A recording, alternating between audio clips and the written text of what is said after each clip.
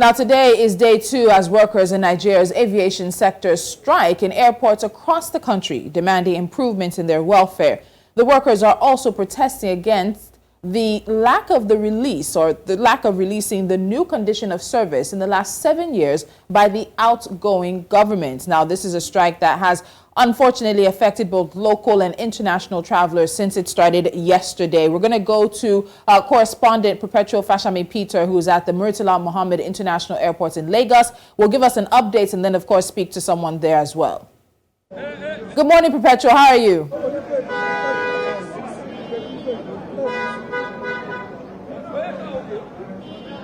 Good morning. I'm very well, thank you. All right, so Perpetual, bring us up to speed with the second day of the protest. Have there been any breakthroughs? And then I see you have somebody standing beside you. Go ahead and talk to them.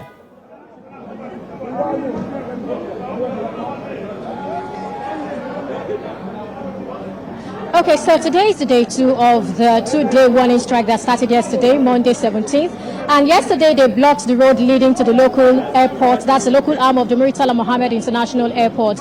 But for today, rather than block the road, what they did was to stage a procession from the local arm of that's the domestic arm of the Murtala Mohammed International Airport to this particular place, which is the international arm of the Murtala Mohammed International Airport. That's where they are today. And of course, I have a lot of them right here with me, and they're willing to talk to us about why they have embarked on this particular 2-day warning strike. And they are saying that after this warning strike, they're also going to give some other days, and if after that period the federal government does not accede to their demands, then there will be a total shutdown of the airports in the Federal Republic of Nigeria. That's what they are saying. All right, so go ahead and speak to the lady you have standing with you.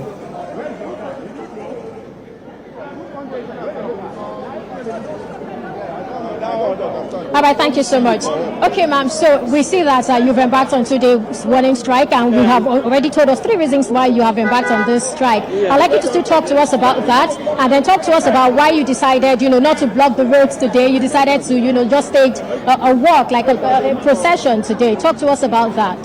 Okay, like we said, with our initial notice, is a 2-day warning strike, and the second day is today. It's ending today. Like we told you, it's a warning strike. It's not a total shutdown where you have every arms of the aviation shut down. This is a warning. This is a notice to people concerned to listen to us, to listen to our demands, our yearnings. And these demands are based into 3 categories. We have the condition of service of the various agencies in the industry. We have the condition of service of NAMA, we have that of NCA, we have that of NIMET. And we also have the issue of consequential adjustment of NIMET staff. We also have the issue of consequential adjustment of AIB. And we also have the issue of demolition of the various offices of the parastatal in Lagos. So these are the issues, and we have taken it out to them. We want them to listen to us. But having fulfilled all of this, if we are not listening to, we have our other plans, which will be activated in due course. All right, thank you so much. You talked about demolitions. Can you help us understand what exactly that's about? What are they demolishing, and what is the reason for it? Maybe some developmental work, or why exactly are they demolishing the structures? The structures are the offices of the parastatals. The NAMA, the FAN, the NCA. These are the structures. The operational offices of workers in aviation, of these parastatals.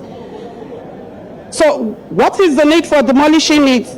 As we speak, I think the minister has to come to let us know why, actually. If it's for development, the people that have been relocated to Abuja are still in various rented apartments for corporate organizations. Those that were relocated are still suffering the hardship of relocation, because most relocation payments were not made. People are in hardship, and we are coming, there are staffs occupying those offices. There are equipments everywhere.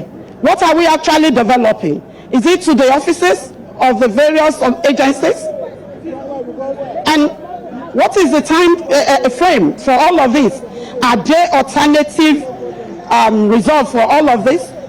What are the alternatives for those who are inhabiting those offices? If all of these have not been met, why do you just think you can just crash on the workers and demolish their offices? So these are our faith, and we are crying. The issue of condition of service have been upward of 9 years, 11 years, 12 years, 13 years of workers in aviation industry. If we say the workers are sensitive and the aviation is sensitive, do we treat the workers in these agencies like this? Is it fair to us? The aviation union have been very magnanimous, we have been patient, we have listened, we have discussed, we have exploited all we could to achieve, these responsibilities. But still, nobody is listening to us. We are here today. Some workers who started these issues together with us have died. Some have retired from services, denying them the benefit of enjoying the conditions of service. So this is where we are. But we have rounded up the second day warning strike, and we expect people to listen. We have taken it also to the public. We expect people in leadership in concern to listen to us and address these issues. Once these issues are addressed, we are good to go. All right, Comrade Sefia, talk to us. Just introduce yourself to us once again. I'm Comrade Sefia Araga, the National Treasurer of Mwati. All right. Thank you so much for your time. All right. All right, so let me know if you would still like me to speak to another person, because I have another comrade here who will also like to speak to us. So, Perpatua, I want to know if you've been able to speak to any flight passengers who've been attempting to make their flight today or even from yesterday. I know you were also at the airport yesterday. Were you able to speak to any passengers who unfortunately have had to miss their flights because of the situation?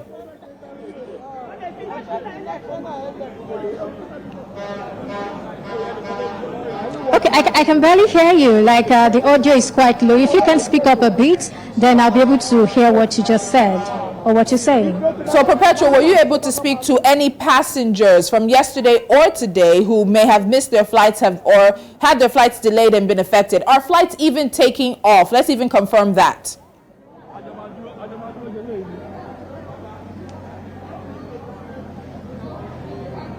All right, so for today, to a very large extent, I do not see any disruption because people are coming in and people are going out. Nobody's complaining. Nobody's saying anything.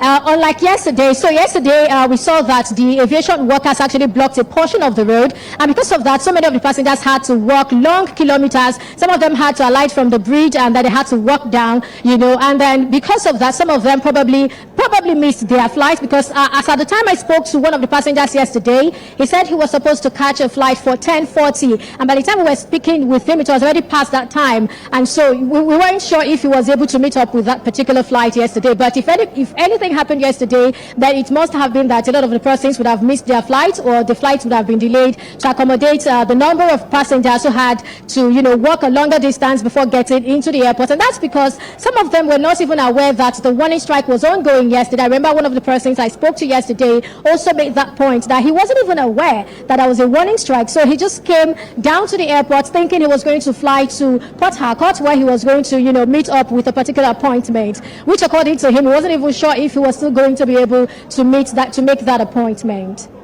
All right, so thank you so much, Perpetual. We'll continue to see how that plays out. A little bit less furious than what happened yesterday, but things could change. Have you heard if the organizations involved, including the National Union of Air Transport Employees as well, have been able to meet with the minister? What do we know about that in terms of the negotiations?